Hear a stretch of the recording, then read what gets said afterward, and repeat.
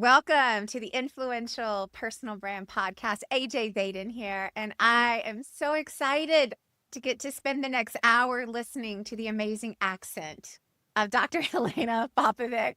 And she is actually joining us from Australia, which we were just catching up about. I had the amazing opportunity to live in Australia right as I was graduating college, and it's a very near and dear place to my heart. So regardless of what I'm talking about today, you're going to get to enjoy this amazing accent, not to mention amazing knowledge from Dr. Helena. And y'all, as I normally do, I kind of give you a couple of reasons of why this episode is important to stick around for. And I always find that it's important. You know what you're about to get into so that you can commit for the hour. And if it's not for you, I'll tell you. But there are some episodes that are just for everyone.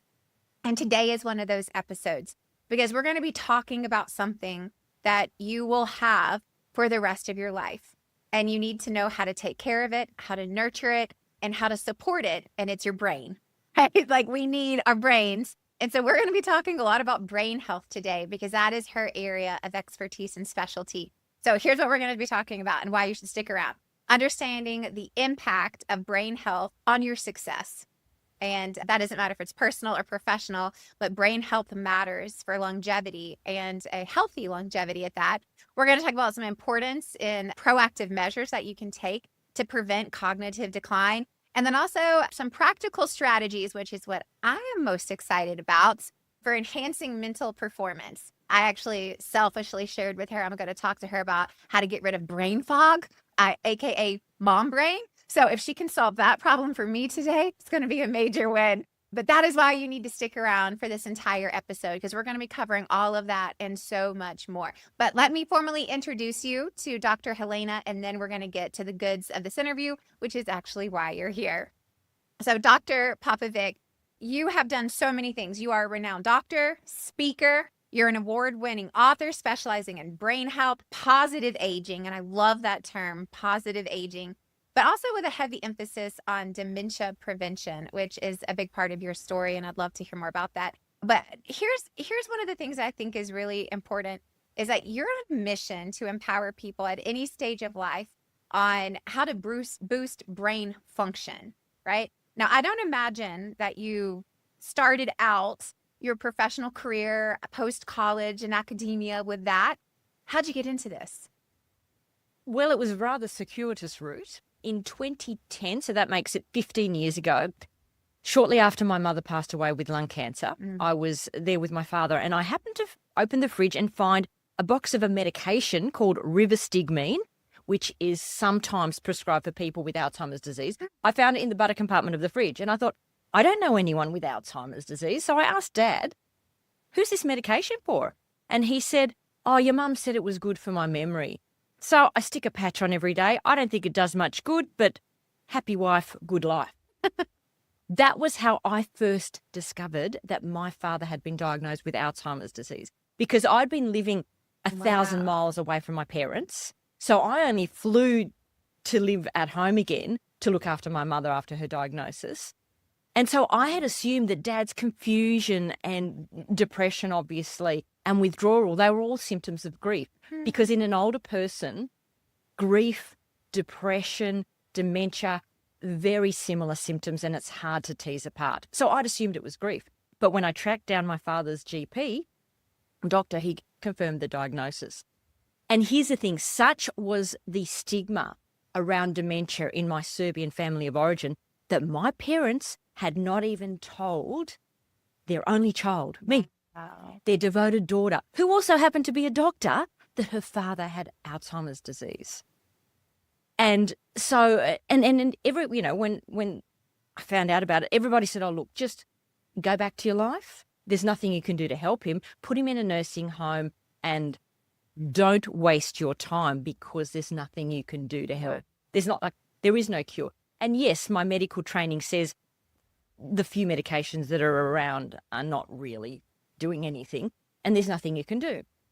But I just didn't accept that, because there's also something else we're taught on day one of medical school, and that is half of what you learn in medical school will be out of date by the time you graduate. The problem is you won't know which half, because that's how Well, that's a scary thought, isn't it? Isn't it a scary thought?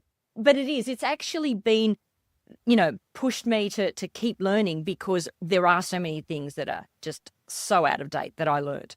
Okay, it was a while ago, but nonetheless. So anyway, I thought, no, not good enough. So I did a really deep dive, read all the papers I could from all corners of the globe about brain health and dementia. And I discovered something that changed my world. And that is that just because something doesn't come in a pill doesn't mean it isn't powerful. Sleep, stress management, food, exercise, music, art, social stimulation, time in nature. I could go on and on. All of these things are medicine for our mind as well as medicine for our body.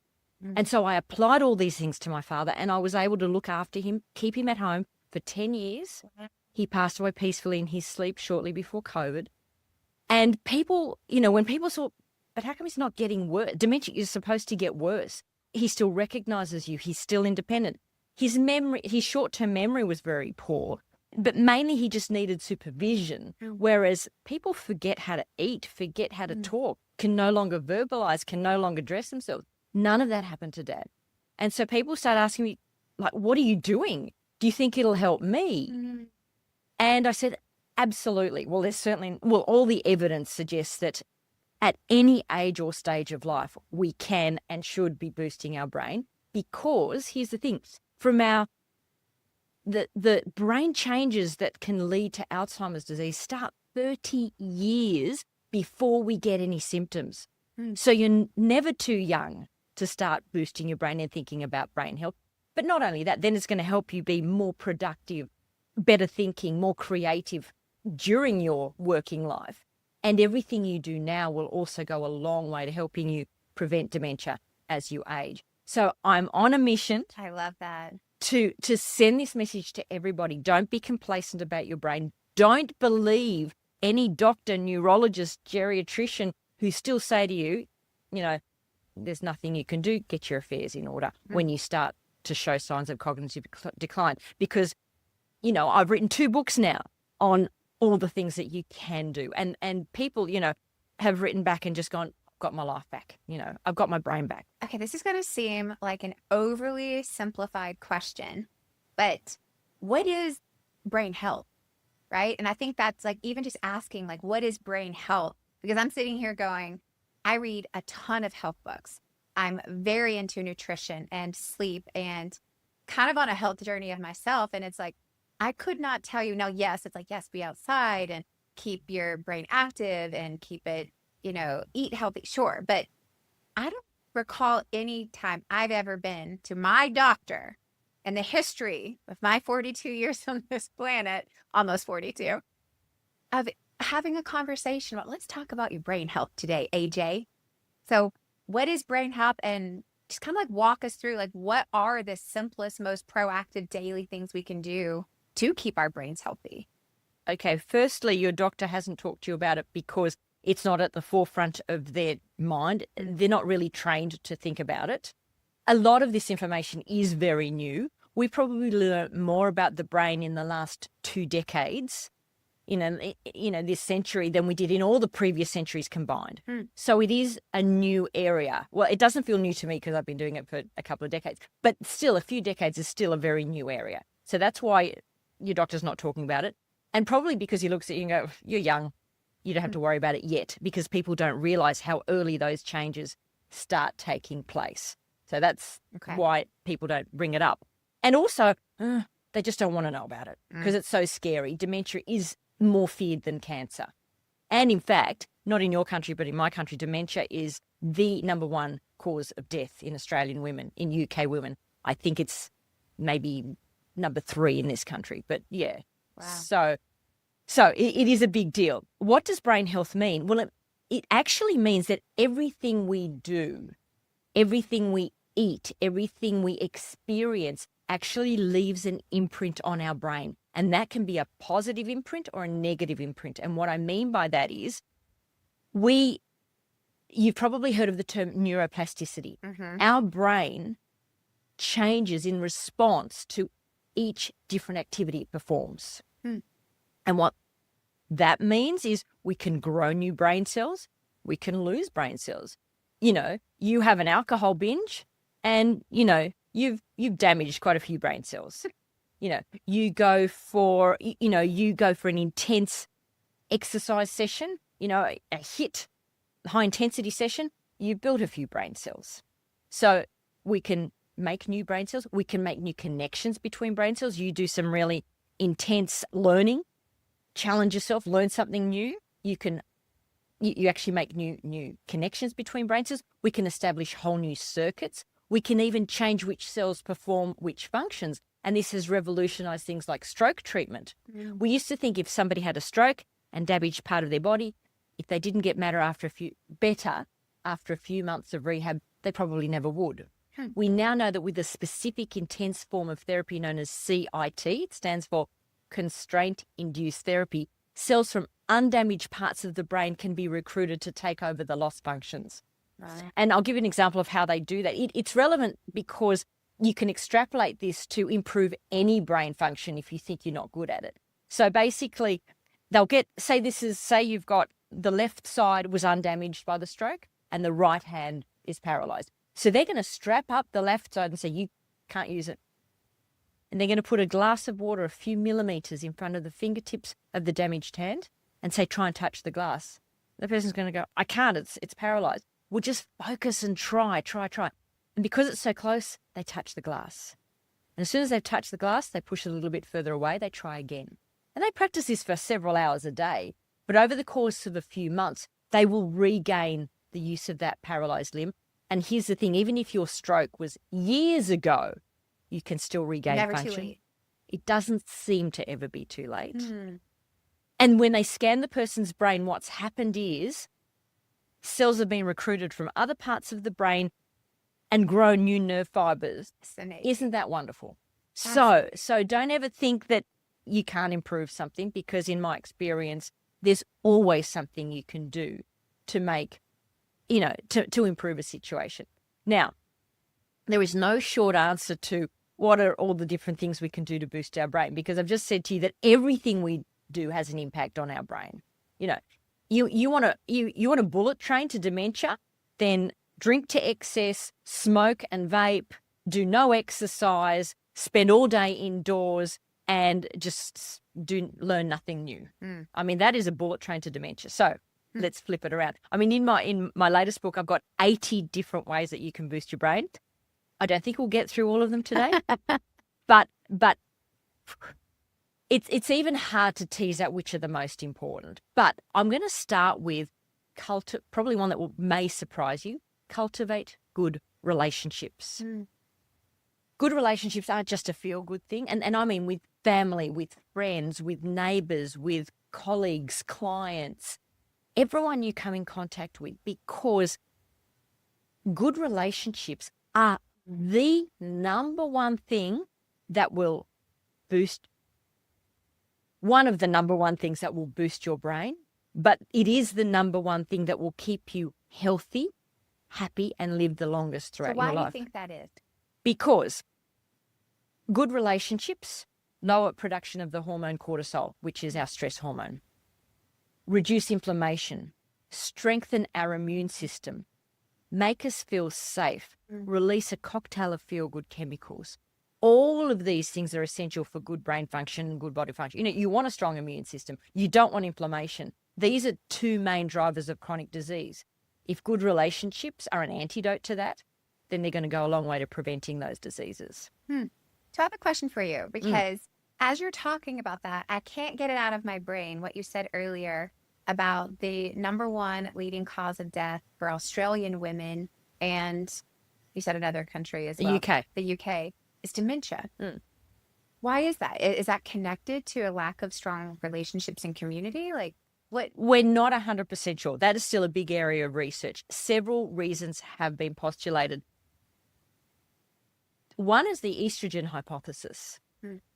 If a woman has premature menopause, in other words, she has her uterus removed or ovaries removed, usually for good reason, not just willy-nilly, that significantly increases her risk of getting dementia, because it's an abrupt cessation of estrogen production. So there really does seem to be an estrogen connection there. Other things have been postulated. When a woman sustains a head injury, she doesn't recover as well as a man. We're not sure why. Possibly because men tend to have stronger neck muscles. So maybe when she has a head injury, there's more rattling of the brain, more damaged connections there. Could be in the past, women were less educated, had less stimulating work, so they didn't get the same mental stimulation that men did. Interesting. Perhaps women are less physically active and apart from relationships, you must move for your brain. Forget I want to go to the gym to lose weight. Who cares? That's the least important reason to go to the gym. But for brain health. It's for brain health, and it's not it's every aspect of physical exercise. Sorry, I'm transitioning very quickly from relationships to exercise, but you have to move if you want to maintain your brain health. Like how much movement? Okay. Firstly, the 3 types: aerobic exercise, endurance training, strength training. Strong muscles equate to a strong mind, and balance as well. Good balance. So it appears that, the 150 minutes per week is probably okay, enough, but if you can do a bit more, that's great. Doing high intensity interval training is really good, is better than just low level. But let me just say, I don't want to put people off. Any movement is better than no movement, even 5 minutes a day. So and the reason, okay, people go, but why is exercise so good for the brain? Yes, we get more blood flowing to the brain, more oxygen, more nutrients. But you've heard of the gut-brain connection? Sure. There's a muscle-brain connection. When we move our muscles, they produce a cocktail of chemicals called myokines. Scientists have tried to bottle these, but there's too many of them and they have too many complex functions. Myokines circulate in our blood to go to all our organs and keep our organs healthy in various ways. Particularly in relation to the brain, we produce a chemical when we exercise, whether it's weight training or whether it's sprinting or jogging or cycling or swimming or dancing. We produce a chemical in the brain called BDNF. It stands for brain-derived neurotrophic factor.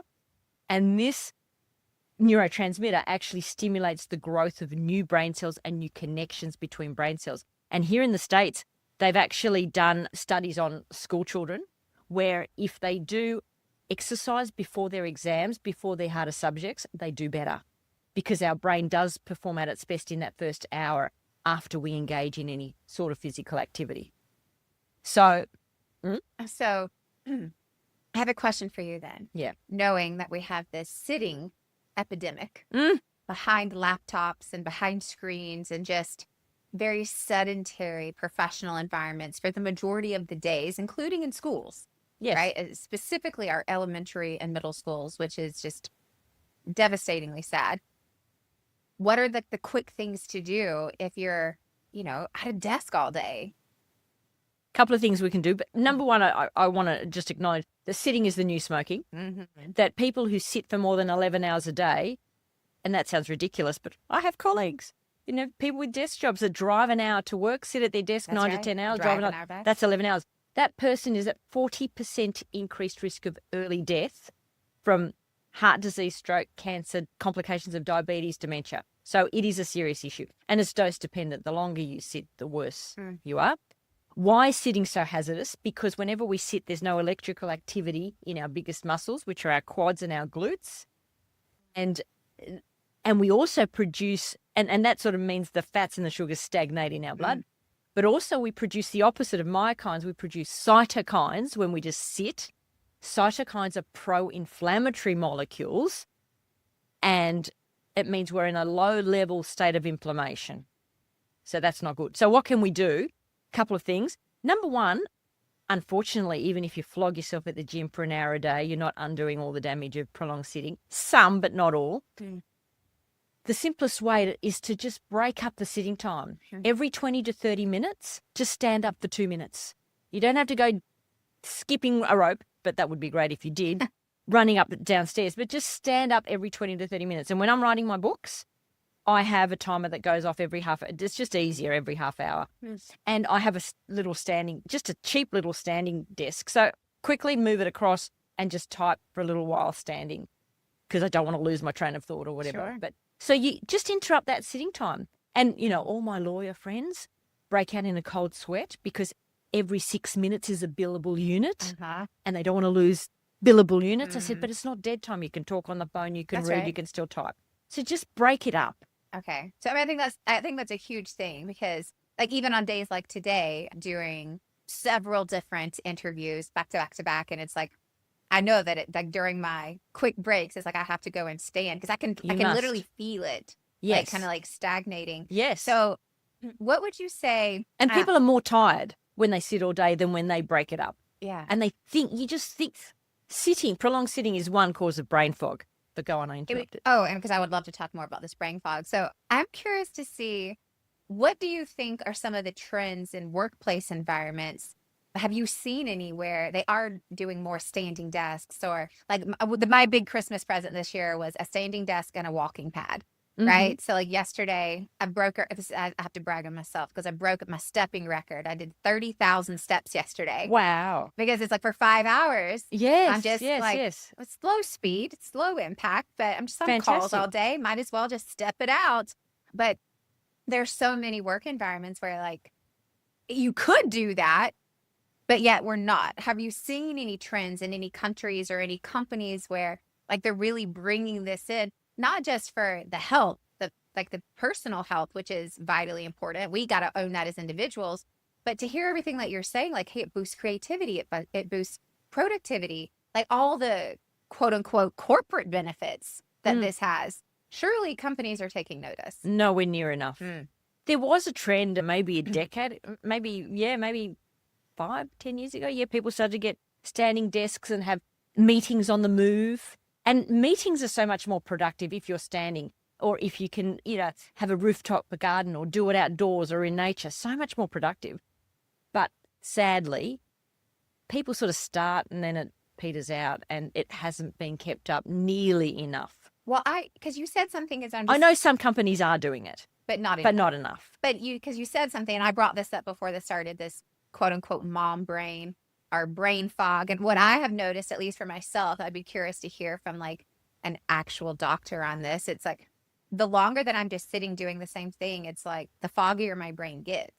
Like, is that just me, or is that like a real thing? That's definitely a real thing. You need to break up your focus. So again, if you want to sort of clear your head, especially, okay, I'm going to backtrack just a little bit. A major cause of brain fog for a lot of people is just not getting enough sleep. Most people need 7 to 9 hours. Most people are not getting 7 to 9 hours. I get it that the demands of life are great, but you're just not going to be firing on all cylinders if you don't get enough sleep. Sleep is when our brain detoxifies. Magic happens when we sleep in our brain. The spaces between our brain cells actually expand, and what's known as lymphatic fluid flushes out the toxins. And if you're not asleep for long enough, you don't get rid of the toxins, and those toxins then build up over time and create more and more brain fog. So why aren't people getting enough sleep? I'm one of those few people where I sleep 9 hours. Fantastic. But my husband has convinced himself that he only needs 6 hours. And it's like, I think you're wrong, but I'm not a doctor. Okay, 3% of the population have the short sleep gene, and they can get away with less. Whether Rory is one of those, I don't know. Most people overestimate that they have the short sleep gene. So I'd be wary about that. Because he says he's like, I literally can't sleep longer. Okay. And so I guess for me, like, why aren't people sleeping? Like, because they've got children and jobs to hold down, and there's definitely the children part for sure. Yes. Just because they put just modern living, so many demands, getting children to school, getting self to work, preparing meals, just getting everything done. I think people tell themselves that they've just got so much on their plate. They deprioritize sleep to get the rest of life done. Basically it's deprioritizing sleep, but we have to. I mean, we make the worst decisions. We eat badly. When we wake up sleep deprived, we will have high levels of the hormone cortisol throughout the day. Cortisol, remember, the stress hormone. That means we feel stressed before anything has even happened. Sleep deprivation dampens the hormone leptin, which makes us feel full, and increases levels of the hormone ghrelin, which makes us hungry. And not only that, we're not hungry for Brussels sprouts. We're hungry for junk food, for sugar, for quick fixes. We're more angry. We snap more. Just all the things. I can just tell you an example of something that happened in Australia. In Brisbane, there was a big event, a lot of police involved, and on the last day, a young police officer was asked to take a bag of guns back to the police station. And when he got to the police station, he realised he'd forgotten the guns at the train station. And there was this major investigation. How on earth could a police officer do something so stupid? Simple answer. He'd done I don't know how many days in a row. Sleep-deprived. And was sleep deprived. We do really dumb things when we're sleep deprived. So I think chronic sleep deprivation, contributes to brain fog, dehydration, and especially if you're sleep deprived, you need to drink more water. Again, it's because of a hormonal thing. I'm not going to detoxification, right? Like the more water you drink, does that help just detoxify? That too, but it's also just dehydration. Your brain needs water. The longer you're awake, you just need more. Yes, exactly. And taking micro breaks, even just every 40 minutes to an hour. Don't leave it much long. Don't leave it more than an hour. Take micro breaks, and what I mean by that is shift your focus from your desk, from your computer, preferably to nature. Go and find a garden, a go-to garden. If nothing else, just see if you can get a picture of nature. Looking at an urban environment isn't as rejuvenating, but going for a walk in nature nurtures us. That is another thing that heals our body, heals our brain. For many reasons. Number one, you've heard of the microbiome, which is the trillions of bacteria in our gut. There is also an aerobiome, trillions of bacteria in the air, in nature. When we inhale them, not just the bacteria, but also chemicals called phytoncides, which are produced by trees, they strengthen our immune system. They lower our blood pressure. They lower levels of the hormone cortisol. Nature will energize us if we're tired. Nature will calm us down if we're stressed. Bonus tip for you, if you're ever in hospital, ask for a room with a view of nature, because hospital patients that look out onto nature heal more quickly, need fewer painkillers, get out of hospital sooner. Wow. If you're ever in prison, ask for a cell with a view of Let's nature. hope I am never in prison. No, but just in case, prisoners whose cells look out onto nature, they get sick less often, they're better behaved, they get out of prison sooner.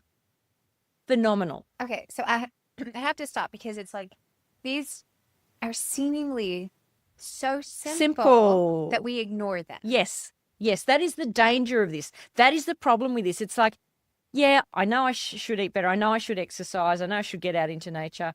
By the way, just to complete that, 17 and a half minutes a day, 120 minutes a week. They've done studies in England to find how much nature you need to stay healthy. So 120 minutes a week. Combine it with exercise and you've killed two birds with one stone. Why don't we do it? These are things, it's like, none of this is necessarily revolutionary. We all know it. We know that we need to sleep. We know we should eat healthy. We know we should drink water. Most of us know we should spend time outside. Most of us know we should be moving. We've been hearing this for decades now, that sitting does damage long term, and yet we're not doing it. Not a strong enough why. Friedrich Nietzsche, he who has a powerful why can conquer any unknown how. I think it's just when people are not sold enough that this makes enough of a difference, and it makes a huge difference. But I think people don't realize that it makes that much difference. And it's like, oh, I just can't be bothered. It's sort of a negative perpetuating spiral. If you wake up tired and sleep deprived, you're less motivated, you don't have the energy to exercise, everything's too hard. So it kind of starts with that. Then exercise actually energizes. If you're sitting all day, that makes you even more tired, so you're even less motivated. Then, you have a sugary breakfast, like another big brain booster. I'm sorry, quit the Coke and sugary beverages. Every soft drink is a bullet to our brain. Unfortunately, fruit juices as well. because it's a massive hit of sugar in a very small amount Even of if time. it's all natural, no sugar added. It's Correct. just It's so still much sugar. If concentrated. you like fruit, eat it. Don't drink it. Because how many apples would Oh you my eat in gosh. one sitting? One, One. You not can't 20. And Yeah. not, but in a little apple Mhm. juice, minimum 3, 4 apples. That is a It's big, just too much. too much sugar. Now, why is sugar damaging to the brain? I'll spare you all the biochemistry. Suffice to say, sugar is sucrose, two smaller, and it's made up of two smaller sugar molecules, fructose and glucose. The fructose molecule is the more damaging. When it hits your brain, it actually, to break that molecule down, it drains your brain cells of energy. It does not, fructose does not give you energy. Glucose does, but too much of it is a bad thing too. But fructose actually drains brain cells of energy. It impedes communication between brain cells. Fructose messes with genes in two really important areas of our brain, the hippocampus, our learning and memory warehouse, and our hypothalamus, which regulates all our hormones. So you drink that massive dose of sugar and it's like machine gun fire to your brain. And yeah, you'll get that initial high for a short amount of time because you get that glucose, but then you get that massive crash and then you've got to start all over again. Okay, so I have a personal question because I have two little boys who are ages 5 and 7. So all things kid related are just very top of mind for me 24/7. Knowing everything that you just said, why do all of these companies then create all of these things that you're just talking about and gear them to children? Profit over people. I mean, it's absurd. It is absurd because it's a $1 trillion industry. Let me just give you one thing, just as an example. If you changed nothing in your life, but you decided you'd add one small can of soft drink, I don't know how many ounces. We have 330 mils. I don't know what you've got here. 8 ounces. 8 ounces. That's all. You just added that to your life. You changed nothing else. By the end of a year, you would be 6.5 to 7 kilograms heavier just from that one can of soft drink. You'd have a 22% increased risk of diabetes, and your risk of all chronic diseases will have skyrocketed, and you are eroding your brain function. Now, if you're you see, all the studies they do on soft drinks where they go, they don't do any harm. They do them on young, fit, super athletic men, and they tell them to sip that soft drink over an hour or two. Nobody sips a soft drink over an hour or two. And so they can fudge the results. So I'm really, I'm not a conspiracy theorist. However, money talks. Fast food companies quit all the junk food out there because our body and brain was not designed to handle all these chemicals. We simply weren't. What's my best dietary advice? It doesn't matter if you're vegan, vegetarian, omnivore, or carnivore. It doesn't matter. As long as you eat food that's from the land, from the sea, from the sky, or from a tree, not from a packet.